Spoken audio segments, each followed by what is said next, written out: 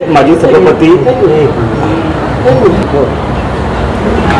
मी अनिल कोल्हे, माजी सभापती कृषी उत्पन्न बाजार समिती रामटेक, तसेच नागपूर जिल्हा भाजपचा सचिव संजय भाऊ झाडे एक अतिशय कार्यक्षम व्यक्तिमत्व म्हणून आमच्या परिसरामध्ये परिचित आहेत। हा जो सुवर्णयोग मला मिळाला त्याबद्दल मी परमेश्वराचे आभार मानतो की या चांगल्या प्रसंगाला मला उपस्थित राहण्याचं सौजन्य मिळालं। एक विचाराची सुसंस्कृतपणा आणि प्रामाणिकपणा जपण्याचे काम संजयजी झाडे यांनी त्यांच्या राजकीय जीवनामध्ये केलं।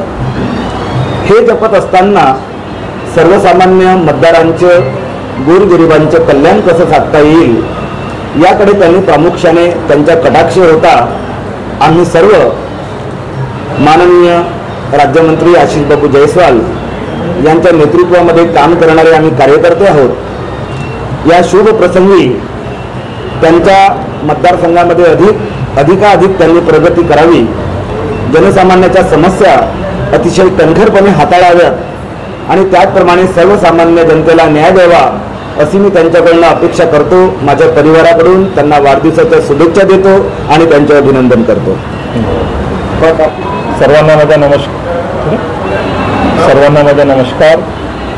आज माझा वाढदिवस 14/9/2026 तारखेला आज होत आहे आणि मला असंख्य माझ्या सर्कलमधून, माझ्या मतदारसंघामधून ज्या लोकांनी माझ्यासोबत सातत्याने 13 वर्ष, माझ्या पत्नीला 7.5 वर्ष आणि 6 वर्ष मला जे प्रेम दिलं त्या प्रेमाचे मी सगळ्यांचे आभार व्यक्त करतो।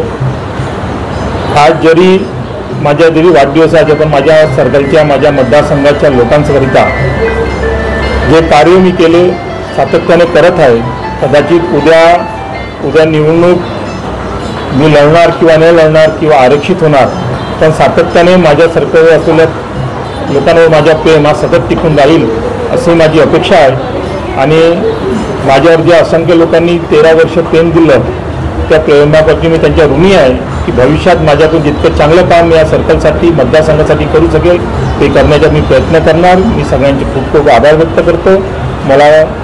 यांनी मला प्रेम दिलं, माझ्या पक्षाला प्रेम दिलं, सातत्याने माझ्या पाठीशी उभे राहिले, त्यांच्या पाठीशी मी सदैव उभे राहण्याचा प्रयत्न करीन। मी आपले 2 शब्द पूर्ण करतो आणि सगळ्यांचे आभार व्यक्त करतो। आपण आज आपला वाढदिवस होता आणि आज आपल्या वाढदिवसानिमित्ताने काय संकल्प केला आहे आपण आपल्या पक्षासाठी आणि जनतेसाठी? माझा संकल्प इतकाच आहे की माननीय ॲडव्होकेट आशिष जयस्वाल राज्यमंत्री हे आमचे नेते आहेत। पक्ष कसा बळकट करता येईल व लोकांना आपण कोणत्या पद्धतीने सोयी उपलब्ध करून देता येईल, सर्वसामान्य जनतेचे कामं कसे करता येईल। माझ्या मतदारसंघामध्ये असे खूपसे प्रश्न होते, ते साहेबांनी निपटवले आणि सातत्याने जनतेच्या शेवटच्या टोकापर्यंत जाऊन काम करण्याची इच्छा आहे। लोकांना ज्या छोट्या गरजा असतात ते कशा पूर्ण करता येईल हाच आपला संकल्प आहे।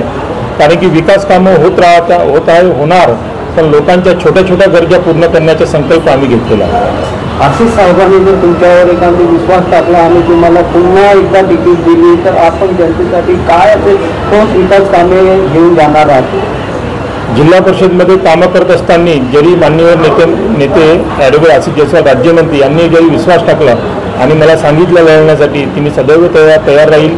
त्यांचे शब्द आपल्यासाठी लक्ष्मण एक रेषा आहे, ते आपण त्यांना मान्य करून आणि समोर विकासाच्या पर्व कसा निर्माण करता येईल आणि विशेष म्हणजे विकासपेक्षा सगळ्या कार्यकर्त्यांना सोबत कसं घेऊन चालता येईल हाच आपला संकल्प आहे। आणि विकासाबद्दल बोलण्यासाठी आमच्याकडे खूप काही आता माझ्याकडे मोठे प्रोजेक्ट आमच्याकडे येणार आहे। त्याबद्दल विकासच आहे, पण माझा संकल्प येतं की सबका साथ सबका विकास, सगळ्यांना सोबत घेऊन चालणं हा माझा विकास आहे। आज कांबरी सर्कलमध्ये अनेक समस्या आहेत, या समस्यांना आपण त्यांचे निराकरण कोणत्या पद्धतीनं करणार आहात आणि कसे करणार आहात आणि जनतेला काय आव्हान करणार आहात आजच्या प्रसंगी? आपण माझ्या 7.5 वर्ष माझी पत्नी आणि 6.5 वर्ष माझे, म्हणजे एकूण 13-13.5 वर्ष मी काम करत आहोत। छोट्या गरजा आम्ही पूर्ण केलेल्या आणि समोरमध्ये पूर्ण आणखी पैसे मंजूर आहे, कामं विकास सुरू आहे। पांधन रस्ते माझ्या सरकारमध्ये सगळ्यात जास्त झालेले आहे, रस्ते झालेले आहे मंजूर, रस्ते कामंसुद्धा सुरू आहे आणि काही कामं रेंगाळलेले आहेत ते पूर्ण करायचे आहे। जास्तीत जास्त माझा भर आरोग्य आणि शिक्षणावर राहतो, कारण की आरोग्य आणि शिक्षण हा नेहमी एक पाया असतो.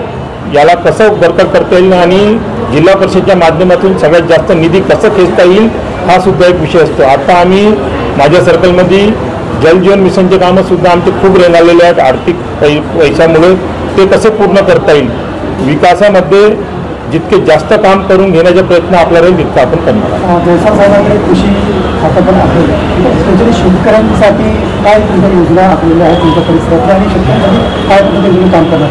आता आम्ही साहेबांच्या संकल्पनेतून देच्या फ्रीमध्ये देत आहोत. जे आता तितका कृषी मेळावा आपल्याला माहितीच असेल झालेला आहे, त्याच्यामध्ये श्री रविशंकर महाराज आले.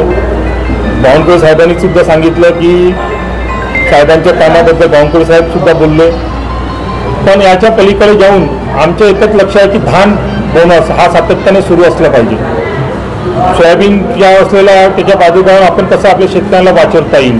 माझ्या सर्कलमध्ये एक खूप मोठी समस्या होती. आमच्या किन्सी पेच वेदर कॅनल जो शेतकऱ्यांसाठी महत्त्वाचा आहे, साहेबांनी 200 कोटी रुपये करून मंजूर केलेला आहे. त्याला कसं पूर्ण करता येईल की जेणेकरून पुढच्या वेळी किन्सीच्या पलीकडे लोकांना शेतीसाठी पाणी मिळेल. तर असं कित्येक योजना आहेत ज्या कुठे ना कुठे रेगाळलेल्या आहेत, ते पूर्ण करण्याच्या ध्येय आम्ही समजून शेतकऱ्यांना मदत करण्याचा प्रयत्न केला.